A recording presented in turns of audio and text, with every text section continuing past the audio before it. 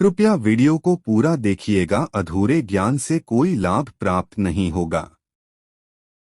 आप अपने जीवन में कुछ नया सीखने की चाह रखते हैं तो चैनल को सब्सक्राइब जरूर कर ले। दोस्तों, जीवन सुख दुख की धूप छाव से भरा है। कभी यह पलड़ा भारी होता है तो कभी वो चुनौतियों के दबाव से कई मौकों पर लोग टूट जाते हैं। वे महसूस करते हैं कि जितनी परेशानियां सामने हैं उनका मुकाबला नहीं कर पाएंगे। कई मर्तबा लोग सोचने लगते हैं कि वे दुनिया के सबसे कम नसीब इंसान हैं, लेकिन ऐसी की समस्याओं से हारना नहीं चाहिए। व्रत, वैकल्पिक पूजा पाठ, कुछ प्रयोग आपको मुश्किलों से बाहर निकाल सकते हैं। कई बार छोटी छोटी चीजें जो हमारी नजरों के सामने होती हैं, हम रोजाना इस्तेमाल करते हैं, हमें समस्याओं से निजात दिला सकती हैं, लेकिन हमें इनके उपायों के बारे में पता नहीं होता। आपको घर में पैसों की आवक के लिए दिन रात कुछ न कुछ शास्त्रीय प्रयोग करने पड़ते हैं, जिससे आप अपने पैसों की आवक को बढ़ा सकते हैं। आज हम आपको बताएंगे एक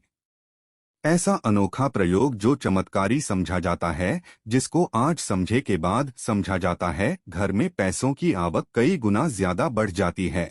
और इस प्रयोग में हमको कुछ नहीं करना है, सिर्फ 3 मोर पंखों का इस्तेमाल करना है। कैसे करना है वह हम आपको बताएंगे। दोस्तों, सबसे पहले समझ ले, मोरपंख है क्या? यह बहुत ही शक्तिशाली चमत्कारी यंत्र होता है और तांत्रिक पूजा में इसका बहुत बहुत महत्व होता है।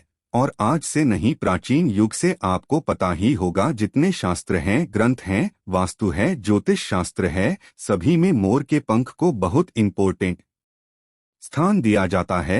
हिंदू मान्यताओं के अनुसार घर में मोरपंख का प्रयोग करने से अमंगल टल जाता है। विशेष रूप से कहा जाता है कि मोरपंख से दुरात्माओं पास नहीं आती। मोरपंख को भगवान श्री कृष्ण ने अपने मुकुट पर स्थान दे सम्मान दिया। वास्तु के अनुसार मोरपंख घर से अनेक तरह के वास्ते दोष को दूर करता है और मोरपंख सकारात्मक ऊर्जा को अपनी तरफ खींचता है। जो ऋषि महर्षि थे उन्होंने मोरपंख की कलम से ही बड़े बड़े ग्रंथ लिखे हैं। मोरपंख की उपयोगिता बताने लायक नहीं है, क्योंकि आयुर्वेद में भी इसका अच्छा खासा महत्व होता है। और शास्त्रों के अनुसार संध्या नाम का एक असुर था, स्वर्ग पर उसने अधिपत्य कर लिया था, देवताओं को बंदी बना लिया था। तभी भगवान ने असुर को मारने की एक योजना बनाई और योजना के अनुसार सभी देवी देवताओं और सभी 9 ग्रह एक मोर के पंखों में विराजित हो गए। इसके बाद मोर शक्तिशाली हो गया, उसने संध्या असुर का वध कर लिया।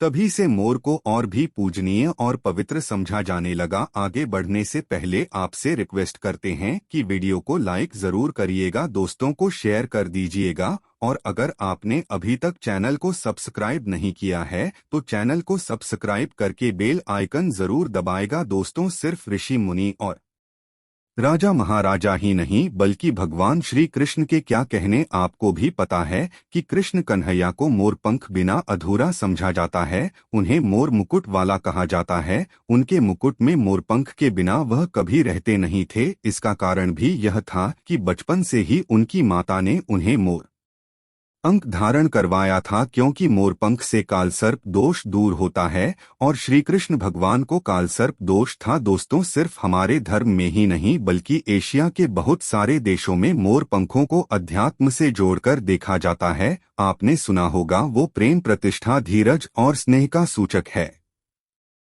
और में मोर पंख की बहुत महत्ता बताई गई है। जब हम बौद्ध धर्म की बात करें तो समझा जाता है इसमें मोर अपने सारे पंखों को खोल देता है, इसलिए उसके विचारों और मान्यताओं में खुलेपन का चिन्हित समझे जाते हैं। जब हम ईसाई धर्म की बात करते हैं तो मोर के खूबसूरत पंख जन्नत के दरवाजे के बाहर अद्भुत शाही बगीचे का चिन्हित समझे जाते हैं। और जो ग्रीस के लोग होते हैं वो मोर के पंखों को स्वर्ग और सितारों की निगाहों के साथ जोड़ते हैं। हमारे मोर धन की देवी लक्ष्मी, विद्या की देवी सरस्वती, कृष्ण कन्हैया, गणपति, हनुमान जी, काठी के इन सभी से जोड़कर देखा जाता है। और लक्ष्मी सौभाग्य, खुशहाली, धन धान्य और संपन्नता का चिन्ह समझा जाता है। मोर के पंखों का प्रयोग लक्ष्मी की इन्हीं विशेषताओं को हासिल करने के लिए किया जाता है। और मोर पंख को अगर बांसुरी के साथ आप अपने घर में रखते हैं तो रिश्तों में प्रेम का रस घोल जाता है। हमारा घर मंदिर की तरह होता है। अगर उसमें रहने वाले सदस्य रोज आपस में झगड़ा करने लगे तो यह मंदिर अपवित्र सा लगने लगता है। इसके कई कारण हो सकते हैं। सबसे बड़ा कारण होता है घर में अत्यधिक नकारात्मक ऊर्जा का प्रवेश करना। अब सवाल उठता है कि घर में अगर नकारात्मक ऊर्जा बढ़ गई है तो इसको दूर कैसे किया जाए। इसका प्रवेश अगर हो गया है तो इसको बाहर कैसे करें। इसके लिए हमने आपको जन्माष्टमी के दिन भी एक प्रयोग बताया था कि मोर के पंखों आरती के बाद आप अपने घर पर खूब जोर जोर हवा में हिलाएं। इससे आपके घर की जितनी नकारात्मक ऊर्जा है वह आपके घर से बाहर हो जाएगी। आपको यह रोज ही करना चाहिए, सिर्फ एक दिन नहीं। मोर पंख को अगर आप अपने घर के अंदर हाथों से ऊपर से नीचे फहराते हैं तो आपके घर के आसपास की जितनी नकारात्मक ऊर्जा है वह घर से बाहर चली जाती है। और जिस घर में सबसे ज्यादा सकारात्मक ऊर्जा होती है वहीं माता लक्ष्मी का प्रवेश जल्दी होता है। इसी बात को ध्यान रखते हुए आज हम आपको बताएंगे कि घर में वह कौन सी 3 जगह है जहां पर आपको मोरपंख जरूर रखना चाहिए। और इन जगहों पर अगर आप मोरपंख रख देते हैं तो आपके घर में भी सबसे अधिक सकारात्मक ऊर्जा बनी रहेगी। तो साक्षात लक्ष्मी जी आपके घर जरूर आमंत्रित होंगी। आप किसी भी शुभ दिन मोर का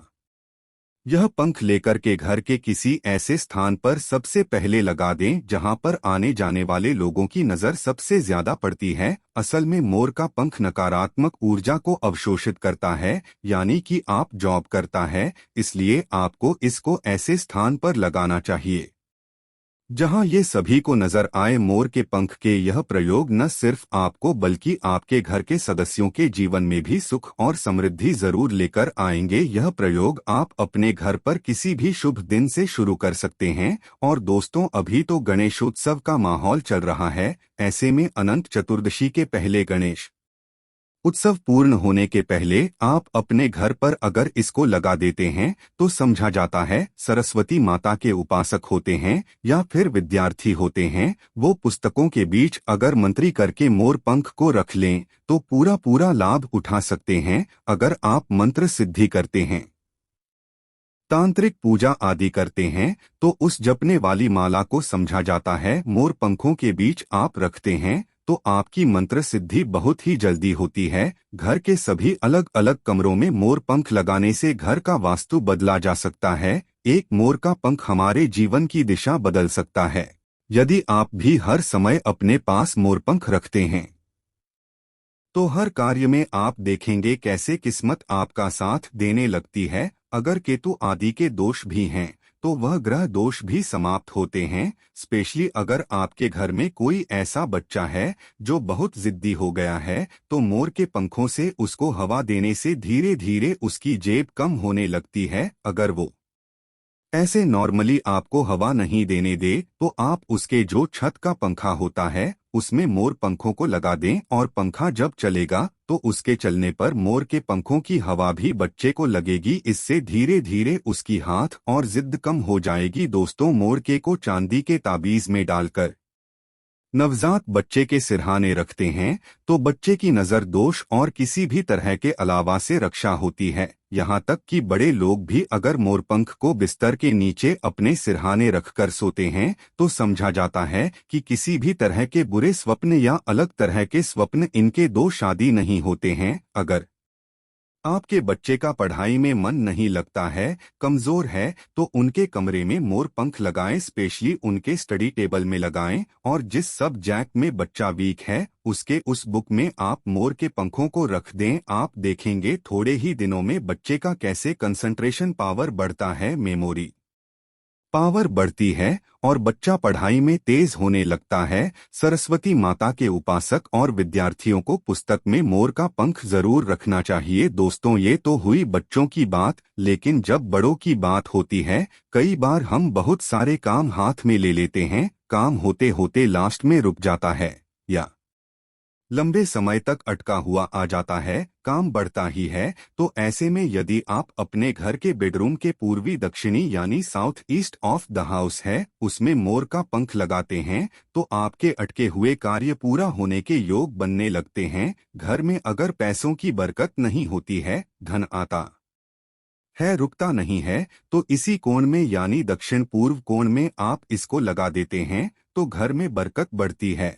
और अचानक कष्ट जो आते हैं या एक्सीडेंट जैसे अचानक अचानक जो प्रॉब्लम्स आती है उन सब से आपको मिलती है। आप चाहें तो आपका जो घर है या फिर दुकान की जो दक्षिण पूर्व दिशा है वहां पर मोर का पंख स्थापित करते हैं। और व्यापारिक स्थल में अगर आप इसको स्पेशली स्थापित करते हैं तो आपके घर में कभी भी पैसों की कमी नहीं होती। आप चाहें तो अपनी जेब में या डायरी में मोर का पंख रखें, इससे भी आपको राहु दोष प्रभावित नहीं करता और मनचाहा पैसा का समझे बाद भी अगर पैसा नहीं टिकता है तो आपके घर के साउथ ईस्ट को नमी मोर पंख जरूर लगाना चाहिए। एक और फायदा है मोर का पंख घर में लगाने से वह यह होता है कि घर में अगर आपके आसपास सांपों का डेरा है तो समझा जाता है घर में सांप प्रवेश नहीं करता या किसी घर में किसी मेंबर को का सर्प दोष है, राहु केतु दोष है तो भी मोर पंख लगाने से उस घर में ग्रहों का असर नष्ट हो जाता है। क्यों समझा जाता है? क्योंकि मोर और सर में शत्रुता होती है, अर्थात सिर्फ शनि तथा राहु के सहयोग से बनता है।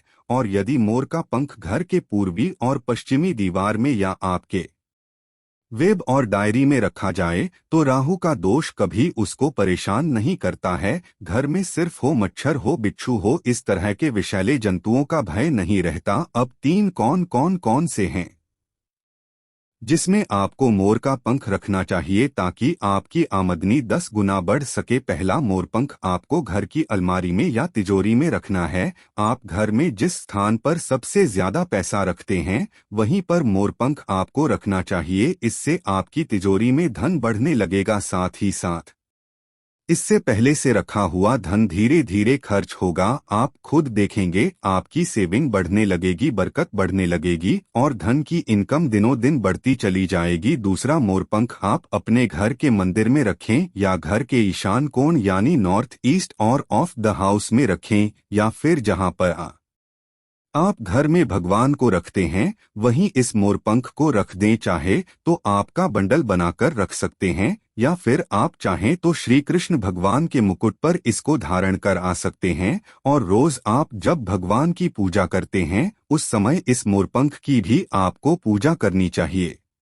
से आप देखेंगे पैसों के मामले में किस्मत चमक जाएगी और धन आगमन के नए द्वार आपके लिए खुलते चले जाएंगे। तीसरा, मोरपंख आपको कहाँ रखना है? आपको अपने बेडरूम में बिस्तर के नीचे रखना है। ऐसा करने से आप जब बेड पर सोएंगे आपके अंदर काफी सारी पॉजिटिव एनर्जी आती है और आपको अच्छे से सोचने में और काम पर फोकस करने में मदद मिलती है। आपके जीवन में सफलता तो आती ही है, साथ ही साथ पैसों की आवक भी बढ़ जाती है। आप इसको कैसे लगाएंगे? अपने बेड का जो गद्दा होता है, चादर लगाते हैं, उसके नीचे आपको मोरपंख बिछा देना चाहिए। उसके पर चादर लगाएं और फिर उस पर आपको सोना चाहिए। आप यदि अपने घर के मुख्य द्वार पर 3 मोरपंख लगा लेते हैं और दोस्तों ये जो गणपति विसर्जन होने वाला है अनंत चतुर्दशी को, उसके पहले आप यह छोटा सा काम है। वैसे क्या करना है?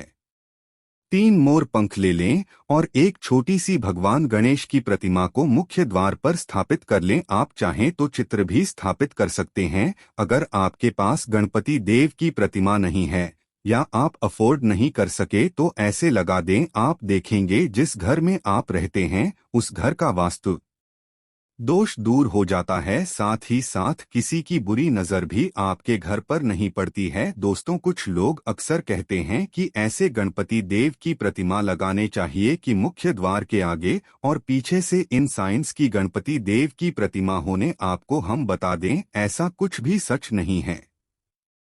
यह सिर्फ एक भ्रांति है जो कुछ साल पहले फैला दी गई थी कि जहां भी मूर्ति लगाई गणपति देव की वहां पर आपको आगे और पीछे गणपति देव की सेम साइंस की मूर्ति लगानी पड़ती है, क्योंकि गणपति देव की पीठ में दरिद्रता का वास होता है। ऐसा कुछ भी नहीं है, गणपति देव उतने ही पवित्र हैं।